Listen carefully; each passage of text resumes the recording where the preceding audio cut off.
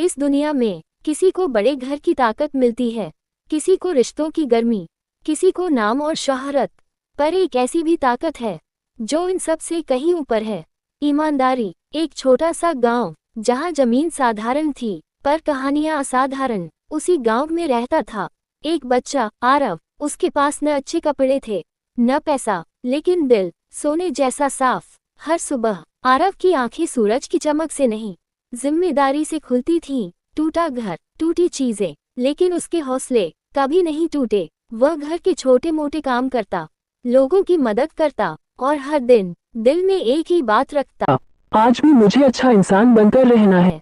शाम का समय, सूरज धीरे धीरे पहाड़ों के पीछे छुप रहा था। पंछी अपने अपने घोंसलों की ओर लौट रहे थे। हवा ठंडी थी, माहौल शांत, और इस शांति के बीच आरव चलते हुए खुद से एक सवाल करता, क्या मैंने आज किसी का भला किया? क्योंकि उसकी नजरों में अच्छा इंसान वही जो किसी का दिल न दुखाए।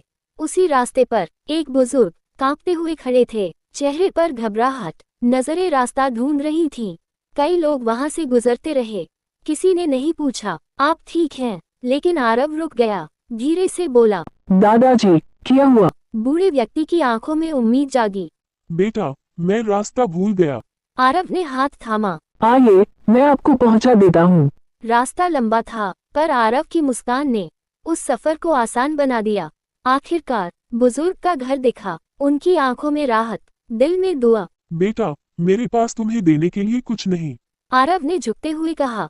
आपकी मुस्कान ही इनाम है।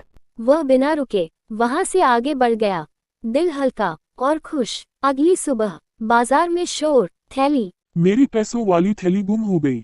एक व्यापारी चिल्ला रहा था। भीड़, तनाव, शक। उसी दौरान आरव को एक थैली मिली। उसे खोलकर देखा, पैसे, जरूरी कागज।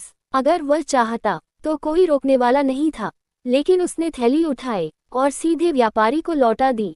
व्यापारी हैरान। बेटा, तुम जैसे कम मिलते हैं, क्या इनाम चाहिए? आरव ने सिर हिलाया। जिस चीज की हकदार मैं नहीं, वो रख भी लूं तो चैन कैसे से पाऊंगा?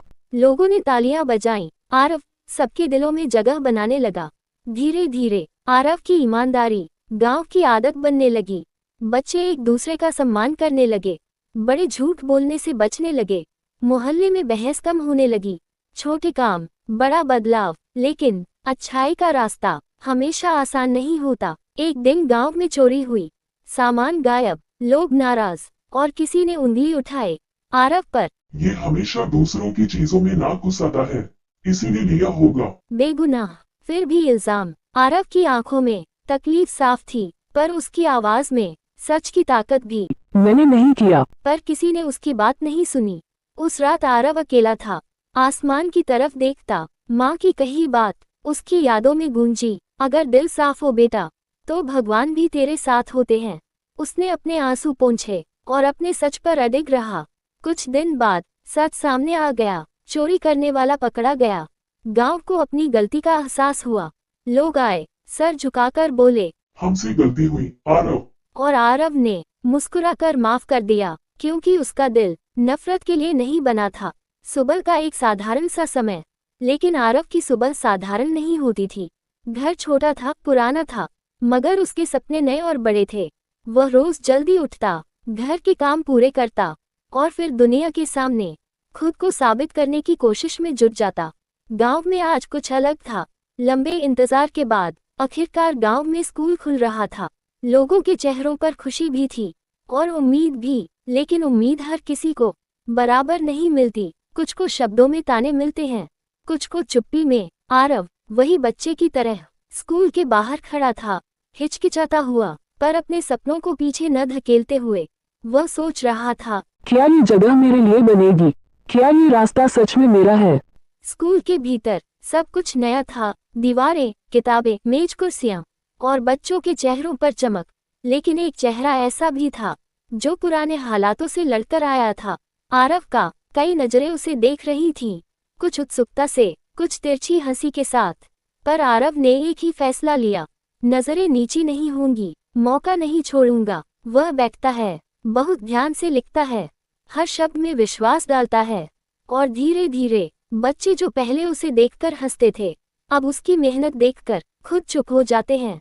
फिर घोषणा हुई। विज्ञान प्रदर्शनी की, जहां छोटे मॉडलों में बड़ा भविष्य देखा जाएगा, जहां मेहनत और दिमाग का मेल, पास हो या फेल, सब बदल देगा। आरव ने सोचा। अगर मैं कुछ बनाऊं, तो ऐसा जो मेरे गांव के काम आए। वह कबाड़ ढूंढता है, टीन के टुकड़े उठाता है, कागज जोड़ता है, वैसे ही जैसे अपने सपनों को जोड़ रहा हो।